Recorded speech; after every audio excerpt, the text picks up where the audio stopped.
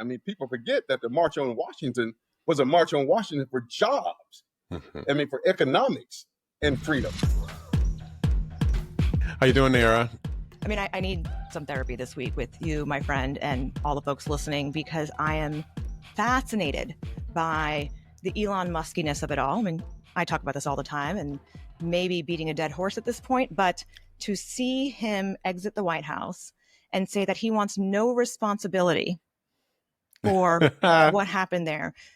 And his excuse is that nobody really listened or understood what he was trying to do, one. And the second excuse is, yeah, the bureaucracy in politics, this is just a lot harder than I thought it would be.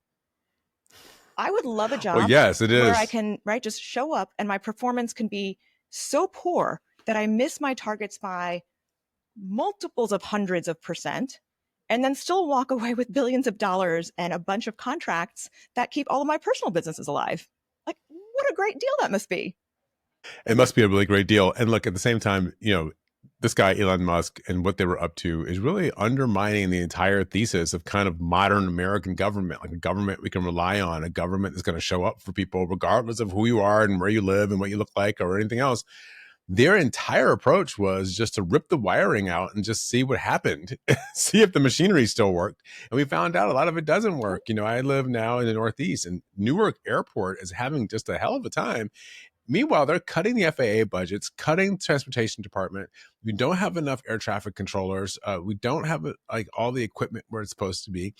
I think this is a great or great or horrible, a horrible symbol of what happens when you really don't care about government and you just let the whole thing fall apart. And we've talked about this. It's part of the design, right? The lack of belief that the federal government should exist, should provide a uniform set of services to the majority of Americans. Like, no, either you are a laborer earning money or for somebody who's a capitalist, but they don't really necessarily want a middle class or anything in between.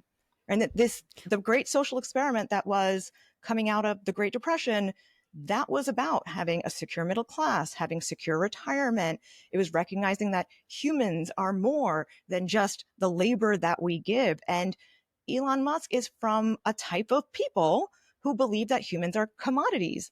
It's a direct translation to his family experience in apartheid, right? Like it all is so glaringly obvious, yet somehow we still allowed it to happen.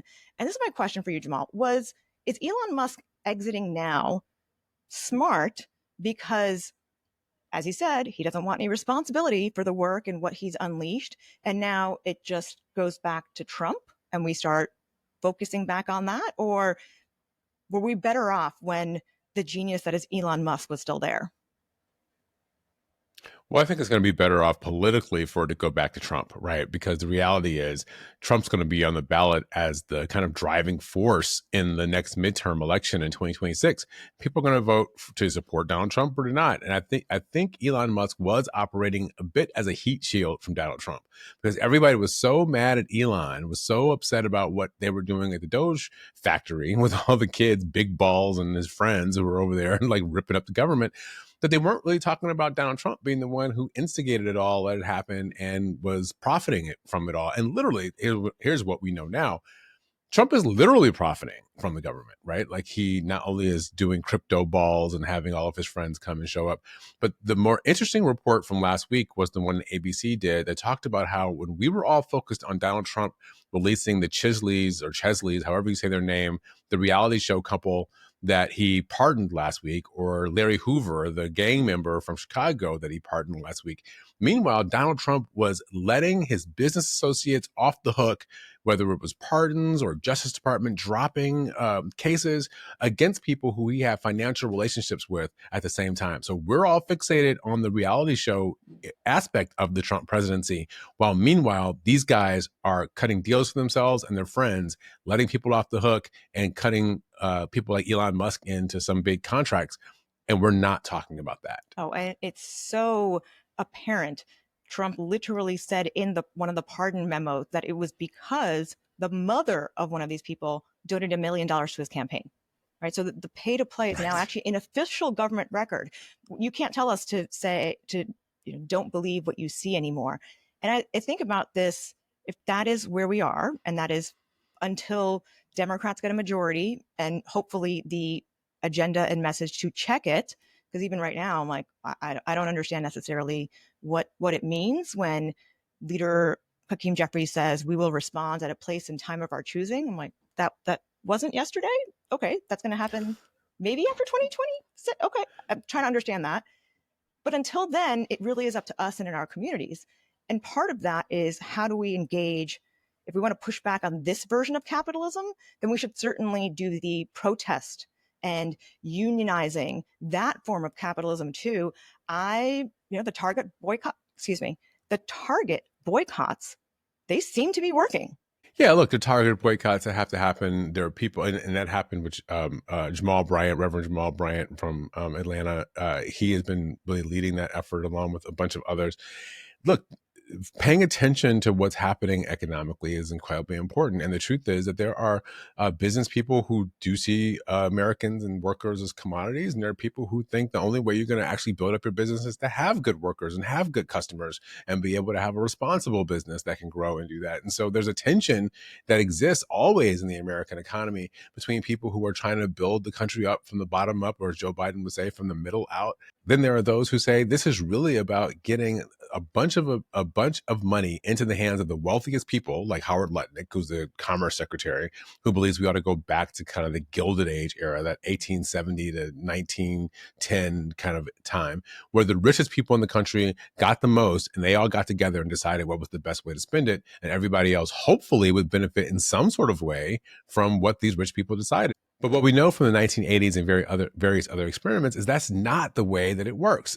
It doesn't work the way that you're going to have a bunch of rich people make a bunch of money and everybody else is going to benefit. That's just not the way it trickles down. All right, joining us now is my friend Rick Wade, who's joining us from Washington, D.C. Rick is here. He's got a big day job over at the U.S. Chamber of Commerce, but he's a South Carolina guy. And you may have read about Rick recently because he was just down in South Carolina for a big weekend that Congressman Jim Clyburn and the state party held. And Rick held an event at his home with Maryland Governor Wes Moore. And with Wes Moore, he talked about Black business and economics and a bunch of stuff I want to get into with Rick, because I wanted him to be here because on Trailblazers, we want to talk about people who are challenging the status quo and thinking about what to do next. And one of the things that Rick is focused on is thinking about civil rights organizations, how we talk to African Americans, and whether or not we're spending enough time talking about economics as much as we are talking about social issues and all the things that have been sort of animated the civil rights movement over the course of the last 6 decades. So anyway, welcome Rick Wade to Trailblaze. Hey, Jamal, thank you for having me, man. Good to see you. Good to see you. Yeah. It's good to be with you. So, Rick, I just want to talk a little bit. You're from South Carolina.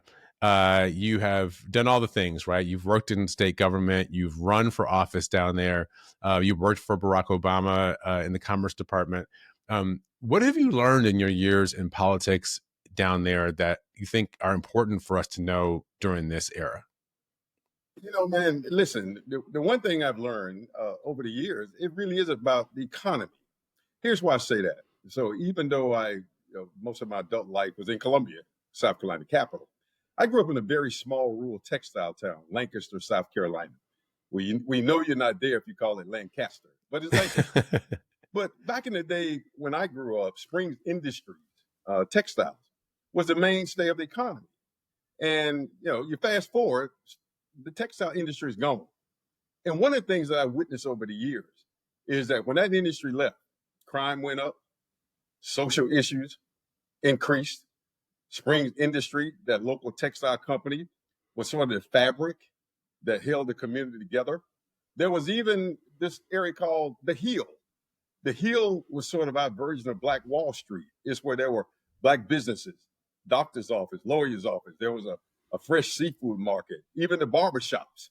They all convened in what we call our own Black Wall Street. The reason I say that is I have always believed that one of the most important issues that I think as elected officials, as government and industry, that we can do to create an above and sustain an above ground economy is focus on business and how we create jobs and entrepreneurship and understand the importance of business and industry is a really important fabric of our society. So I say that, that's one thing I've learned. During my political career, as you mentioned, being chief of staff of Lieutenant Governor, working in the House of Representatives of South Carolina, running statewide for Secretary of State back in 2002, and then being one of the early advisors and architects of President Obama's first campaign. So that's a lesson learned. And I think from the last election, I hope we got the message that it is about the economy. It's about the economy. So when I think about Black business, we can overemphasize capitalism and whether or not you can really kind of grow your way out of this with just an economic focus on people growing businesses and entrepreneurship. But, some of the more recent numbers out of the SBA are that, there were about 3.5 million African-American businesses, and those businesses hired 1.2 million employees. One thing that we know is Black-owned businesses hire more African-Americans, women-owned businesses hire more women, Latino-owned businesses hire more Latinos. So if you care about Black unemployment, and I think the most recent statistics say Black unemployment is at about 6.3% in the country, while white unemployment is at about 3.8% in the country. So we see that there's still this big gap between white and Black unemployment. So if we want to deal with Black unemployment, maybe having more Black-owned businesses is a way of getting at that number. Absolutely. And, I would also say that we have to start looking at Black-owned businesses, and you're right, the 3 million, as very important contributors to America's economy. That's the first thing we have to start doing. So it's not just about, Black businesses hiring Black people, but it's about how Black businesses create jobs. It is the importance of how Black businesses are important anchors in those communities. As I mentioned, my community of Lancaster, in Columbia, in DC. I mean, when I was a kid, I looked at the Black business owner as my role model, and which is why I became an entrepreneur. So when you think about sort of the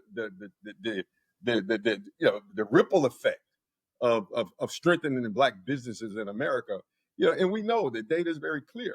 The value of Black and other minority businesses in supply chains. Quite frankly, they are more productive and they're innovative, and they bring cost savings to companies and corporate supply chains. So there's a whole business case for investing in and growing and supporting not only Black-owned businesses, but small businesses in general across America. So, Rick, I think a lot about what's happening with Black men in particular. And we saw this in the Trump election, the last Trump election. Trump got about 22% of African-American men, double-digit growth over where he was in 2020. And I look at these Pew numbers. Pew had a number that said 1 out of 5 Black adults say owning a business is essential to their idea of success. And I just wonder if you think, are Democrats talking enough about kind of the success agenda, or are Democrats leaving that up to the Republicans, and that's why Trump is having some headway? I mean, how do you figure out what's happening in the kind of political economy around this question of Black success? But I think you're absolutely right. I have never understood it. As long as I've been, a Democrat, probably since I was born, even though, I consider myself a pro-business Democrat. I never understood why we sort of concede the business agenda, if you will. And I think it's a missed opportunity. I think you're right. When it comes to Black men in particular, to your question, it's really interesting to me as I travel across America, whatever the data suggests, whether you believe it or not, why some sort of like President Trump. And I think part of that is because of what he represents in business and wealth and capitalism. And I think it's a misnomer, or we miss the opportunity to think that we don't want wealth, that we don't want business, that we don't want free enterprise. And I think we have to embrace that, because I would argue at the end of the day, it is about the economy. It's about how do we create better jobs? Yes. But the other pathway to wealth is business and ownership, which we lack. And you think about those numbers of 3 million Black-owned companies, most are sole proprietors. How do we grow those? How do we scale Black businesses? And I think, I would argue that, we're missing an opportunity to tap in oftentimes what I call disaffected Black men. And Jamal, I'll be honest with you, I feel like some days I'm one of those when it comes to the Democratic message. And because it's about economy. Why do you feel that way? Why do you feel that way sometimes? Well, because I think, we've not changed with the changing times. I mean, I remember when civil rights leaders, when even my my mother and grandparents. Back in the day when, political leaders would come to the house and bring the sample ballots. And the expectation is that you vote that sample ballot. Those days are over. I mean, for good reason and legitimacy. Black people in general asking tough questions. What's your agenda? Yeah. Not just on criminal justice, not just on education, not just on SNAP, but what's your agenda to make my life better? And to me, that making my life better is economic. How are you going to help me improve my economic well-being? So I think that our approach, our strategy, how we engage, what our message is today in 2025, it just has to be vastly different than it was in the 1970s and 1980s. It's just the reality. There's an awakening that I see across America, particularly with young Black men and young Democrats who are asking these tough questions. And I think for good reason. So, this is a debate that's been going on in the African-American community since the end of slavery, really, right? Because you think about Booker T. Washington, who in 1895 gave that big Atlanta Compromise speech.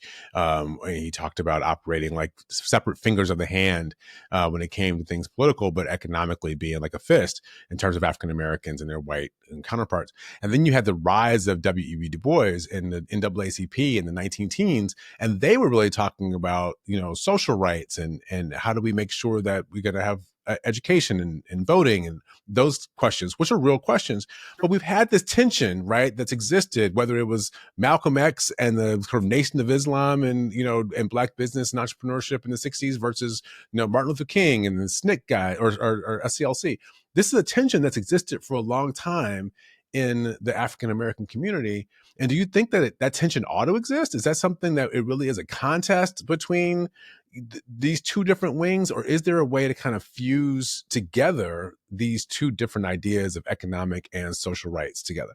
Well, I listen. If you want to call it a tension, it's actually is a good tension. It's sort of a duality of who we are.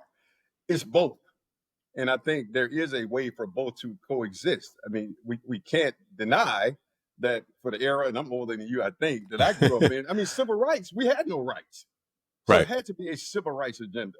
But let's be clear also, even with Dr. King, I mean, people forget that the March on Washington was a March on Washington for jobs. I mean, for economics and freedom. So I don't think that's unusual that you had Du Bois, W.E.B. Du Bois, and Booker T. Washington. I mean, that's the reality. I think the question is in 2025 that, we're falling a bit behind on the economic agenda. But they have to coexist. Because I think we're realizing even today that, even voting rights and civil rights is not something that is necessarily guaranteed, that we can't take for granted. So you have to walk both of these paths together.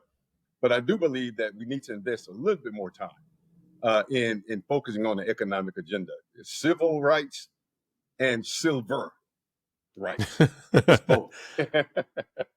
I like that. So listen, I don't want to get too much into your day job, but you are at the U.S. Chamber. And a lot of people think of the Chamber as being a Republican place.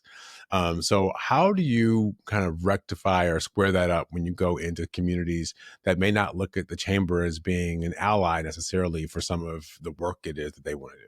It's the most exciting work I live. And let me be clear, this is not unusual for me to sort of be the only one. Right? Because, I mean, the reality is you don't change institutions and change the dialogue unless you're in the game. And so I'm 8 years now as in this 113-year-old. We just celebrated our birthday of the U.S. Chamber of Commerce, the highest ranking Black executive. I take that with pride because of work that I've done to bring more of us into the chamber. And you know this, particularly at the policy table. We have to do this work. Whether it's in international trade or tax reform or regulations and AI, this is where the table is set. So it's extremely important that we are involved with the chamber, not just the U.S. Chamber, but the thousands of state and local chambers. So I work every day to try to reset the table, to make it more inclusive, to make sure that we are at the policy, and that's what we do best. We set policy. We're advocates for free enterprise. We're advocates. We have American chambers in 130 countries around the world. Nobody, very rarely, let me say that. I mean, growing up in South Carolina, when politicians come to the church, when they come to our institutions, they didn't talk about China. They didn't talk about tariffs. they didn't talk about real access to capital. Nobody talked about the fact that 1 to 2% of venture capital goes to Black businesses. So this is the knowledge that I try to impart as I move around the country and getting us at the table.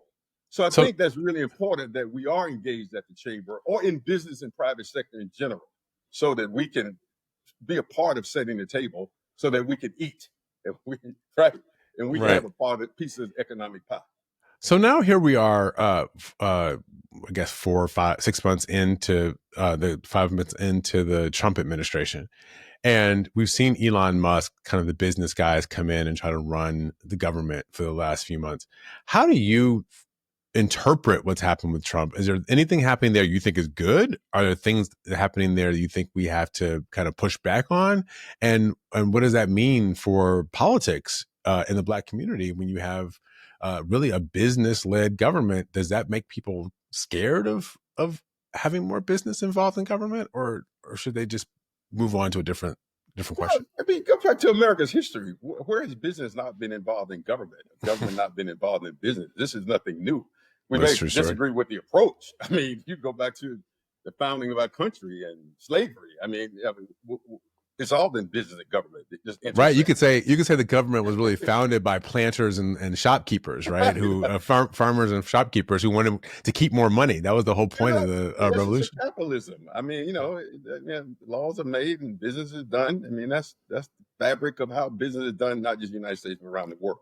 So we may disagree with, which we have our disagreements even at the chamber with President Trump on issues like tariffs. The effect that has particularly on small businesses. That's why we sent a letter to President Trump and the administration for an exclusion of small businesses, because there are more small businesses that depend on importing than people think. I mean, it's an extremely important part, and that those margins are very thin when you have tariffs. So we may disagree with the approach of the president on issues like that, but having come from corporate America myself, I do think, there's certain lessons that government could benefit from the private sector, and there's certain lessons the private sector can benefit from government. So we may disagree with the approach of Elon Musk and Doge, but there are some efficiencies, of course. As you know, I helped to run the Department of Commerce during the Obama administration. And, and we brought some efficiency to the U.S. Department of Commerce, same with state government. Ran a state agency in the cabinet of Governor Jim Hodges back in the late 90s, and tried to bring some efficiencies in how we do business as government. So there are things that we can do better. There's no question. But all right, so let me ask you this. That the end goal is often different than profit. It's about people. Yeah, let me ask you this before I let you go. Can we talk about South Carolina? You were down there last week. You were down there last week, and a bunch of, Tim Walz down there, the governor of Minnesota, former Democratic nominee for vice president, as well as Governor Westmore. Obviously, South Carolina is the pivotal, early state for people who want to run for president. How do you think people down there are thinking about the 2028 presidential election? Is it too early, or we saw some candidates down there last week? Should people jump in? Should everybody show up down there? What's going on? Well, listen, I can tell you that that is never too early. I mean, obviously there will be a presidential election. I can tell you that the forum that I created was a conversation with a governor. It wasn't so much about Westmore as a candidate or whether he will run. I think he's made it clear he doesn't intend to run. But I convened business leaders and other stakeholders around the very conversation that we're having now. And, one of the things that, again, I'm trying to do is set the table around issues related to economic opportunity, business, the very issues that you and I just talked about. And it was very successful. And so what I can tell you is, based on what I saw, the interest, the excitement, the enthusiasm about this conversation, I believe is going to be paramount and really critical, that anyone who comes to South Carolina needs to talk about, how do we improve the economic well-being of South Carolinians, and particularly Black South Carolinians, as you know, who make up the majority of the primary when we get to that point. So I wasn't there for, who's running for president. I was there to drive and start a conversation. And I'm doing that with Republicans and Democrats here at the chamber around advancing what we call a growth agenda that's good for all of us, and certainly good for African Americans.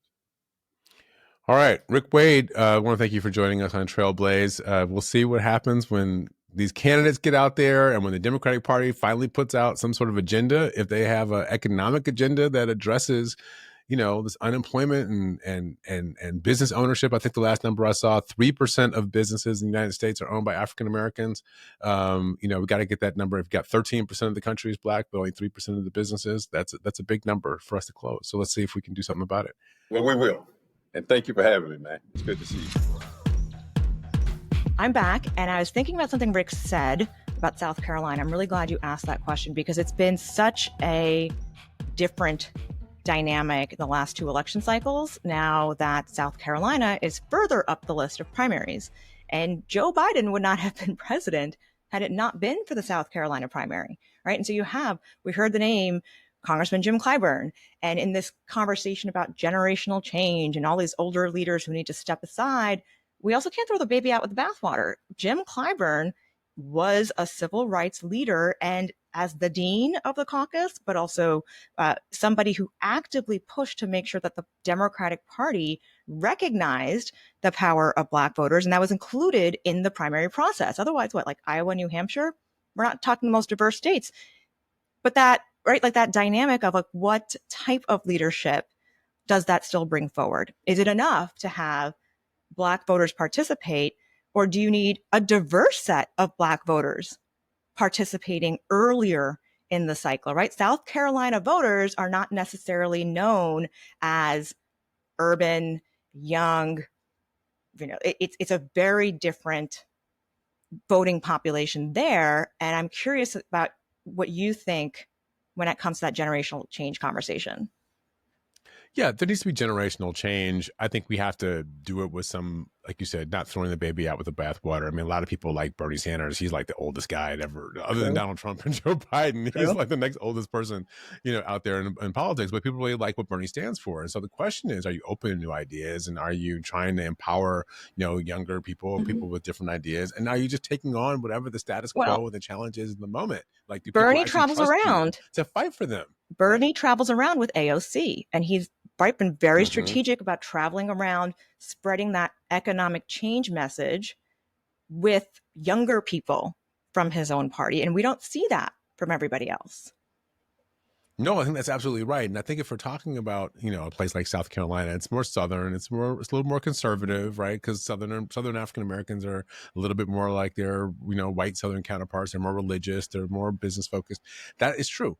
But there also are people who are younger who are fighting for like kind of maybe some more progressive change, if we want to use that word for it, because they live in a different economy. And I think for people who are a little older, sometimes it's harder to think about the fact that the economy has changed so much. So the idea of going out and buying a house and having, and letting that grow over the course of 30 or 40 years, that's something that's pretty far away from people. Or the idea of, I'm just going to borrow a few $1,000s to go to college and then, I'll pay that back later. No, people are borrowing tens of thousands of dollars to go to college, and then you got to get a job where you could pay that number back, sooner. And so the first rungs of the ladder are getting further and further apart, and it's harder and harder for people to climb those ladders. And so they're going to need more help in order to do it. And if they slip, they're going to need a little bit more of a safety net to catch them when that happens. And we haven't even started talking about artificial intelligence yet and what that's going to do to jobs and security and how people approach their work. So there's so much that's changing in the economy that we've got to be much more creative than we have been over the last decades. And that's the idea of moving past just participation. It's like, all right, it's great. I also was part of at that point, what was known as the liberal wing of the Democratic Party.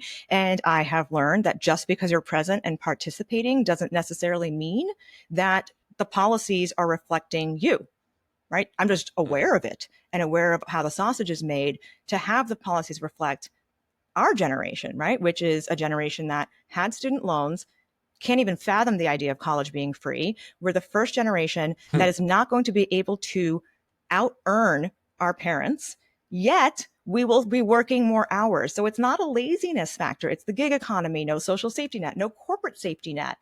And then you hear things like, oh, Target is, after losing millions of dollars and brand value, is deciding to double down on its, well, we're not going to have any internal DEI practices by now, taking off the Black businesses on their shelves. I'm like, Black makeup brands and beauty brands were huge. And it was such a great thing to see that in a place like Target. I'm like, oh, okay, so your reaction to community making themselves heard in that very capitalist way, which is the market wants something, you refuse to offer it, we're going to move on, is to retaliate by hurting the people that 3 years ago, they were all about bringing into the systems, all about helping them. So that economic, almost old school liberal argument, I'm like, well, where do we go from there? Yeah, well, where we go is where I think a lot of people are starting to go, which is, you go online. I mean, the thing about the economy now is if you want to buy something, you can pretty much buy it almost directly from the person who makes it, or people are creating their own microsites, right? So some of these churches are having Black-owned business fairs where you can come in and buy things from either local business people or national business people, or people are creating websites where you can go and find the brands that you care about that will no longer be at Target. You can find them on Instagram and other places. So people are trying to work to create these workarounds. But the problem here is that the market has changed, and it's not just African Americans who are buying these products. A lot of people who are white are buying things that African Americans make as well, as well as obviously people who are from different backgrounds of color. Oh, I'm going to tell you, any woman of any ethnicity who has curly hair absolutely wants to use Black hair products. That is an experience that only the women with curly and rough hair would understand.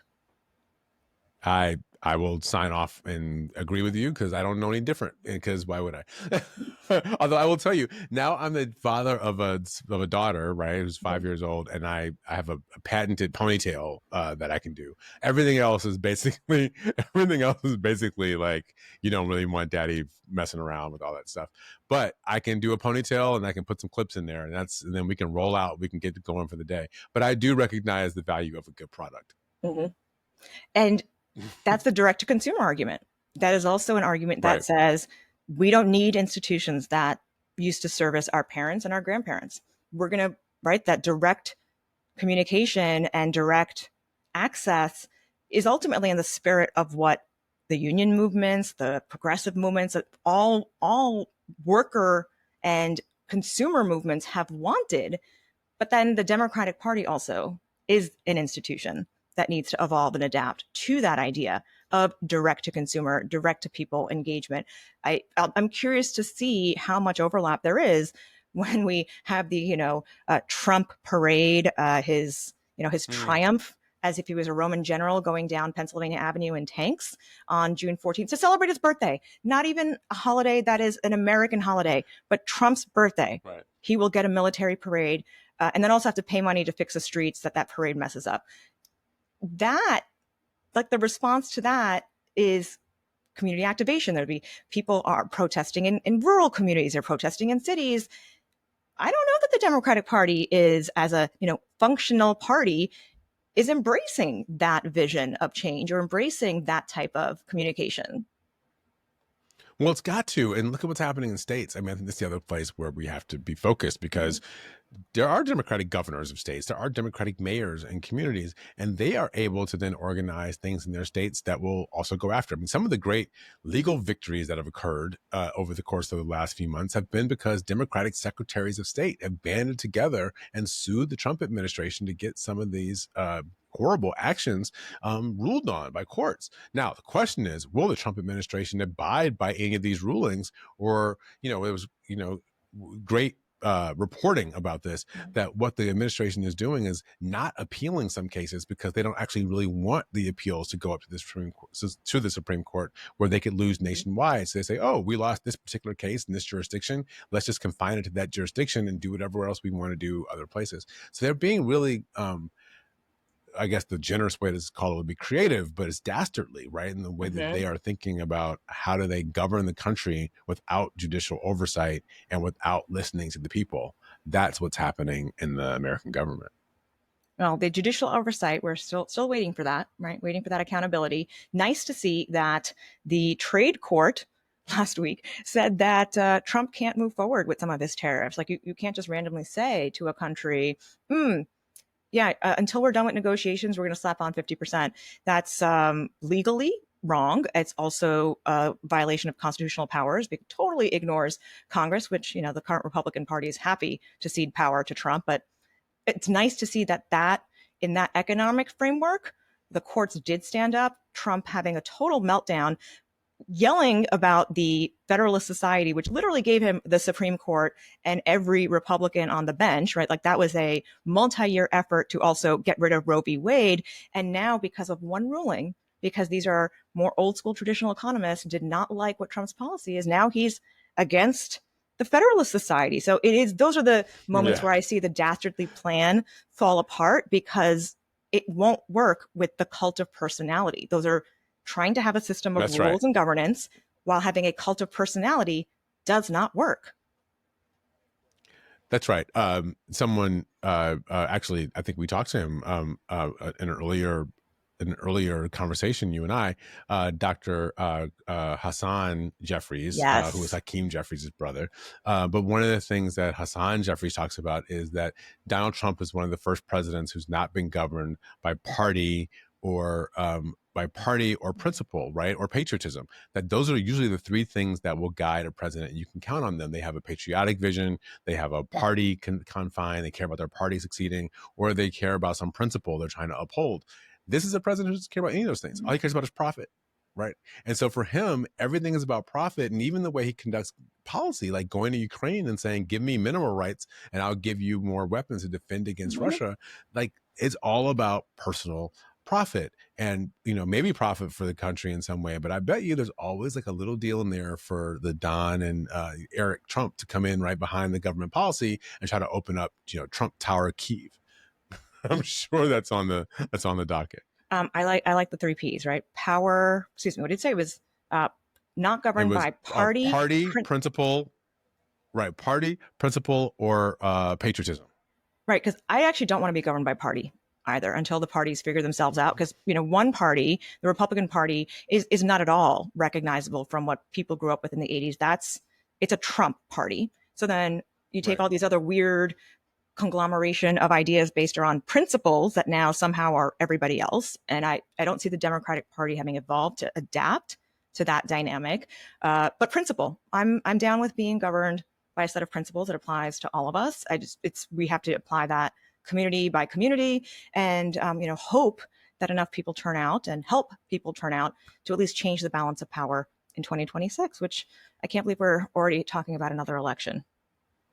Here we go. Nayyera, it was good to spend some time with you again this week. Thank you, Jamal. We'll see you all next time.